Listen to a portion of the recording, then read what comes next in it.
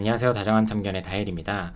오늘은 아직 마음이 남아있다면 이렇게 하세요 라는 주제로 이야기를 나눠보도록 하겠습니다.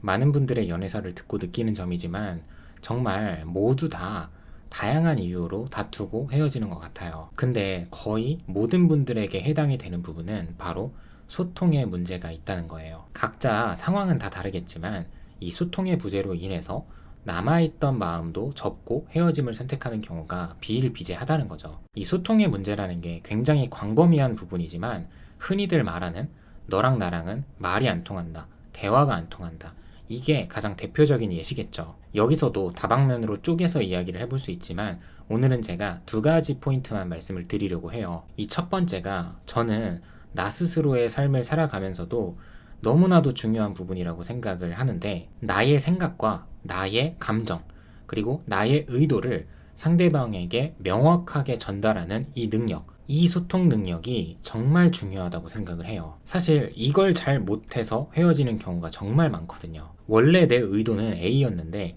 상대에게 B로 비춰지는 경우도 있고, 결국에 사실과는 다르게 오해를 해서 소통에 오류가 나서 헤어지는 경우를 많이 본다는 거예요. 그리고 다음으로는 반대의 경우인데, 최초에 상대방의 의도가 뭐였는지 정확하게 짚어내는 이 소통 능력도 정말 중요하다고 생각을 해요. 내가 상대에게 내 생각을 명확하게 전달하지 못할 때도 문제가 생기지만, 반대로 상대의 의도가 뭔지 모르는 상태에서 내 감정을 먼저 분출을 하거나 상대가 말을 다 끝내지도 않았는데 내 멋대로 해석을 해서 상대를 비난하거나 그 사람이 문제가 있는 것처럼 몰아가는 경우들이 많아요. 특히나 상대방이 본인의 감정을 굉장히 조리 있게 예쁘게 잘 표현을 하는 사람이라고 하면 문제될 게 없습니다. 근데 앞서 말씀드린 것처럼 이런 것들을 굉장히 어려워하는 사람들이 우리 주위에는 많아요. 그러면 내가 답답해할 게 아니라 먼저 눈치를 챘다면 지혜롭게 대화를 이끌어 줄 수도 있는 거거든요. 예를 든다면 대화 중간중간에 너가 생각하는, 너가 말하려고 하는 그 의도가 A가 맞아? 내지는 혹시 A라는 감정을 느낄 때 B도 느끼니? 이런 식으로 옆에서 조금만 거들어주면 상대방도 잘 모르던 본인의 감정을 잘 이야기할 수도 있는 거고, 평소에 말하기 어려워했던 부분이라든지 잠시 까먹었던 부분들에 대해서도 술술 잘 뱉을 수도 있다는 거죠. 결국에 내가 상대를 편하게 해줌으로써 그 사람도 진솔한 이야기를 꺼낼 수 있다는 겁니다. 그렇게 서로의 마음과 서로의 의중을 파악하고 그 상태에서 내가 하나씩 양보하고 챙겨주기도 하고, 우리가 연인 사이에서 서로 맞춰 나간다는 건 이런 식으로 맞춰 나가는 거예요. 근데 많은 분들은 아마 본인이 이런 얘기를 직접 하거나 들어보셨을 거예요. 우리가 서로 다른 환경에서 살아왔기 때문에 맞춰가야 하지 않냐. 근데 너는 왜 맞추려고 하지 않냐. 앞으로는 내가 이렇게 안 할 테니까 너도 그렇게 하지 말아달라. 이런 식의 대화법이죠. 흔히들 다들 이런 게 맞춰나가는 거라고 생각을 하지만 사실 이거는 제대로 맞추는 거라고 보기가 어려워요. 제가 과거 영상에서도 가끔 언급을 드렸었는데, 서로 사랑하는 마음이 남아있고 노력할 의지만 있다면 연인 사이에서 일어나는 대부분의 문제는 다 대화로 풀 수 있다고 생각을 해요. 거의 모든 연인들이 자주 서운해하거나 자주 싸울 때, 그리고 이런 상황들이 계속해서 반복이 될 때는 더 이상 해답이 보이지 않고 우리는 안 맞는다라고 결론을 내려서 헤어짐을 선택하잖아요. 이해를 돕기 위해서 조금 더 깊게 얘기를 해볼 건데 잘 들어주셨으면 좋겠어요. 상대방과 아무리 언쟁을 벌여도 해결이 되지 않는 이유가 뭘까요? 원초적으로 생각하면 당연히 달라서겠죠? 그 다음이 사랑이 부족해서, 마음이 부족해서. 근데 달라서라는 말만 쓰기에는 너무 비겁하지 않나 생각을 합니다. 근본적인 이유는 앞서 말씀드린 것처럼 대화가 부족해서, 그리고 대화를 풀어갈 줄 몰라서예요. 대화를 풀어가려면 이 문제들에 대해서 말 그대로 말을 풀어서 잘기잘기 쪼개서 이야기를 할 수 있어야 돼요. 예를 들어볼게요. 내가 원하는 게 있는데 상대가 들어주지 않았어요. 아니면 들어주다가 말았어요. 그러면 먼저 나부터가 이럴 때 느끼는 감정들이 있잖아요. 단순히 서운하다라고 말을 할 수도 있겠지만, 만약 서운했다면 그 서운함의 감정이 어느 정도였는지, 실제로 현실에서 이렇게까지 이야기를 하는 경우는 당연히 없겠지만, 예를 들어서 1부터 10까지 중에 내 서운함의 감정이 어느 정도인지, 그리고 극단적으로 해준다 안 해준다가 아니라 상대방이 나에게 1부터 10까지 중에 어느 정도를 해주면 내가 어느 정도가 풀릴 수 있는지, 이런 표현을 할 수 있어야 돼요. 내가 다 보상받고 싶고 상대가 내 말을 다 들어줬으면 하는 마음이라면, 상대가 갑자기 역변해서 달라지지 않는 한 안타깝지만 이 연애는 끝이 날 수밖에 없습니다. 결국에 연인끼리는 우리 사이에서 일어나는 일들에 대해서 어떤 정답이 있다고 생각을 하고 말을 하면 안 된다는 거예요. 그래서 단순하게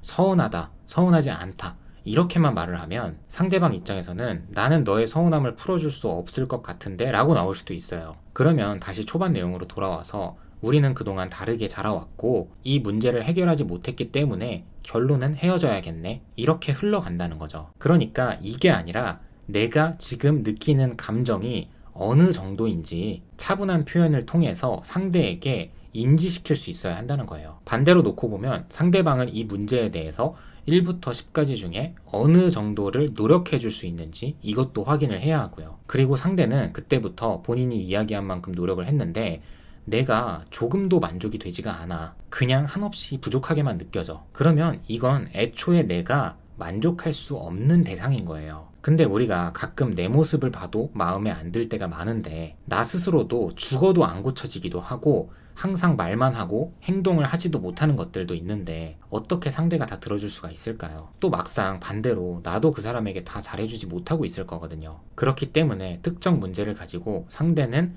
안 바뀐다, 안 변한다, 이렇게 이분법적으로만 생각을 하지 마시고 상대방이 나에게 얼만큼 노력을 해줄 수 있는지 이런 대화를 나눈 후에 상대가 5만큼 노력을 해줄 수 있다고 했을 때 혹시 6은 안 되냐고 귀엽게 애교를 부리면서 타협점을 찾아보시라는 거예요. 결국에 이게 서로 관계를 맞춰 나가는 모습이에요. 그렇게 됐을 때 내가 5만큼만 만족을 해도 이게 아예 답이 없는 문제는 아닌 거잖아요. 부족하긴 하지만 그래도 나름대로 괜찮네, 이 사람은 다른 장점이 있는 사람이니까, 이 정도로 마음이 흘러갈 수도 있는 거고요. 그리고 또 우리가 앞으로 살아가면서 나이가 들면서 서로 달라지는 부분들이 굉장히 많을 거예요. 또 계속해서 새로운 환경도 마주하게 될 텐데 만약에 그 안에서 상대에게 서운한 게 생기거나 짜증나는 게 생기면 그때마다 헤어질 게 아니잖아요. 그래서 제가 앞서 설명드린 이런 부분들에 대해서 나는 귀찮고 피곤하고 뭐 이렇게까지 연애를 해야 되냐 싶으면 그냥 헤어지는 게 맞는 거예요.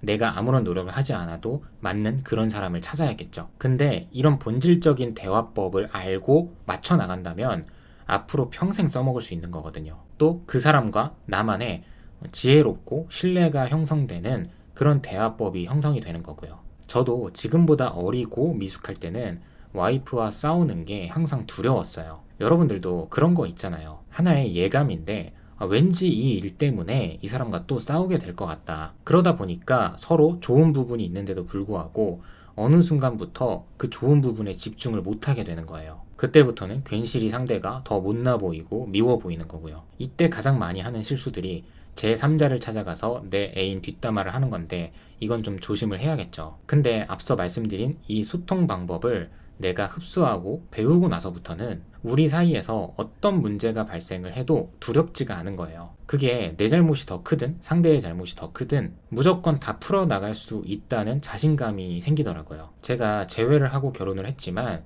지금도 아주 가끔씩은 다투기도 합니다. 근데 이런 과정이 저에게 있어서는 굉장히 쉽게 느껴지고 그럴 때마다 더 돈독해지고 신뢰가 더 깊어지는 것 같아요. 그래서 많이 싸운다고 무조건 관계가 다 망가지는 건 아닌 것 같아요. 결국 어떻게 싸우냐, 어떻게 소통을 이어가냐, 이게 더 중요한 거죠. 이를 통해서 오늘도 이 사람에 대해서 더 알게 됐다, 이 사람과 맞춰 나가는 방법을 더 배웠다, 이렇게 생각을 하게 될 수도 있고요. 네, 오늘도 영상 시청해주셔서 감사드립니다. 지금까지 다정한 참견의 다일이었습니다.